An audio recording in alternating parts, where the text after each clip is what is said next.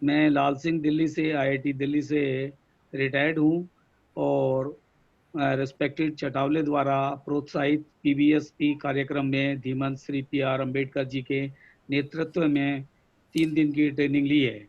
Culture of caste and culture of stupidity subject पर चर्चा चल रही है काफ़ी पिछले काफ़ी दिनों से। तो मैं इस पे कुछ अपने कहना चाहूँगा। सबसे पहले क्या मीनिंग ऑफ द कास्ट जैसे ही है, it is the notion forcefully rammed in our mind by upper caste classes. We can say Brahman or Manuadi. We had accepted it as we were slaves, and the slaves are deaf and dumb. So जैसे कि हमने उसको मान लिया cast को, जो कि हम गुलाम थे, हमारी अनथिंकिंगनेस बना दिए गए थे।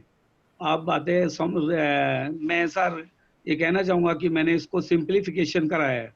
जैसे कि सभी साथियों ने, सभी विद्वान साथी ने, हम सब इंटेलेक्चुअल हैं, हम एक दूसरे की बात समझ लेते हैं, मगर यही चीज़ें अगर हमें किसी लेमैन आदमी को बतानी पड़े हैं तो लेमैन हमारी इन बातों को नहीं समझ पाएगा। तो लिहाजा मैंने कुछ हिंदी में थोड़ा इसका सरलीकरण करके इस टॉपिक को थोड़ा सरल बनाया है, ताकि आम लोग भी इस जो हमारा सब्जेक्ट है जो उसको समझ सकें। तो ये रीजन ऑफ स्लेवरी, समाज को गुलाम बनाकर जातियों में बांटकर एकता खत्म कर दी गई। हम आपसी भाईचारे को वैमनस्य विषमता के मकड़ जंजाल में फंसाकर मनमाने काम करवाते रहे, जैसे कि पूजा पाठ, तंत्र मंत्र, पाखंडवाद को मानने के लिए हमें बाध्य किया और हमें जातियों में बांट दिया गया। अब इस पे हमारा पीछे काफी चर्चा रही है जाति जाति नहीं, ये एक मिथ है, जिसका मैं उदाहरण देता हूं कि डॉक्टर बाबा साहब ने बौद्ध धर्म अपनाकर सिद्ध कर दिया कि मैं हिंदू धर्म में पैदा हुआ हूं, जो कि मेरे वश में नहीं था, परंतु मैं हिंदू धर्म में मरूंगा नहीं क्योंकि ये मेरे वश में है। तो ये चीज को हमें ध्यान में रखना पड़ेगा, इस चीज को, ये मिथ है, इसको खत्म करना पड़ेगा लिएगा। दूसरी बात, डॉक्टर बाबा साहब ने कहा था कि धर्म व्यक्ति के लिए है, व्यक्ति धर्म के लिए नहीं। अर्थात जो धर्म तुम्हारे जो धर्म तुम्हें इंसान ही नहीं समझता, तो उस धर्म वह धर्म नहीं, अपितु एक संकट है, एक विपत्ति है। महान पुरुष ई पेरियार ने भी कहा था कि जो धर्म आपको नीच समझे, आपको अपमानित करे, उसे लात मार देनी चाहिए। इसका मतलब यही है कि जो हम जाति को जो खत्म करने के लिए हमें ये चीजें को हमें अपनाना होगा। धीमंत श्री पी अमर सिंह चौहान जी ने सही कहा था, हमसे कहाँ भूल हो गई। मैं बड़ा इम्प्रेस्ड हूँ इस सेंटेंस से, हमसे कहाँ भूल हो गई, हम कहाँ पिछड़ गए। इन दो महापुरुषों की बात ना मानकर हमने भूल की, जिसका खमियाजा हम आज भुगत रहे हैं। अब जरा आते हैं कि how to kill the caste monster. Monster एक शैतान है, तो शैतान को भाषा समझ नहीं आती, शैतान को शैतानी दिमाग से ही मारा जा सकता है। अर्थात अम्बेडकरवादी एजुकेशन को अपनाकर, थिंकिंग स्किल के सभी टूलों को अपनाकर, जैसे इमोशंस और इगोजिम, कॉपरेशन और ऑनेस्टी द्वारा, बाबा साहब ने कहा था जुल्म को सहने वाला भी जुल्म करने वालों से ज्यादा अत्याचारी है।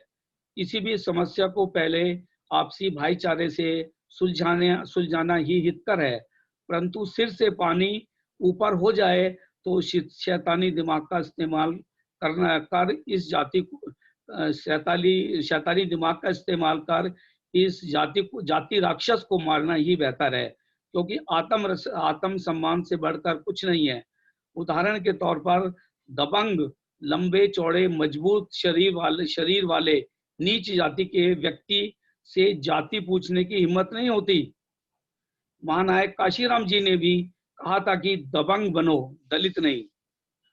अब सवाल आता है कि दबंग कैसे बने।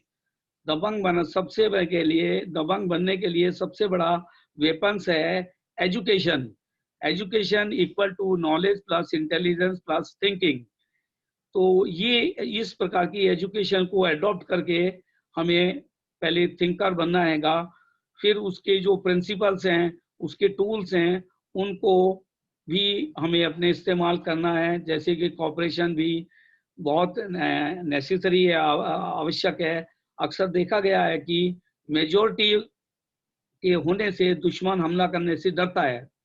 जहां अक्सर एक कास्ट के लोग होंगे तो दूसरी कास्ट के लोगों को हिम्मत नहीं होती उनसे हिम्मत करने की, उन पे अत्याचार करने की, जैसे कि आजकल वर्तमान परिस्थितियों में हम देख रहे हैं लीगा। दूसरा एक ये भी है, शील प्रिय बौद्ध एक लेखक हैं, उनके अनुसार एक शूरवीर शूद्र अछूत जब समान अवसर पाता है तो वह अपने पराक्रम से उन थोते पोंगा पंथियों के भ्रमजाल की धज्जियां उड़ा देता है। तो इसके लिए हमें इकोनॉमिक पावर का भी होना आवश्यक है शरीर, क्योंकि यदि हमारा खान पीन पौष्टिक नहीं होगा तो हमारा शरीर मजबूत नहीं बनेगा, और शरीर कमजोर रहने से हम अपने दुश्मन का मुकाबला नहीं कर पाएंगे।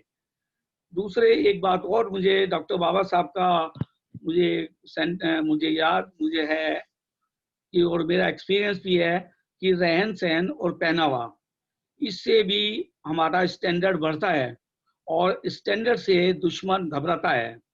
इसका उदाहरण डॉक्टर बाबा साहब का है, जो कि हमेशा वेल ड्रेस्ड और वेल सूट बूट टाई में रहते थे।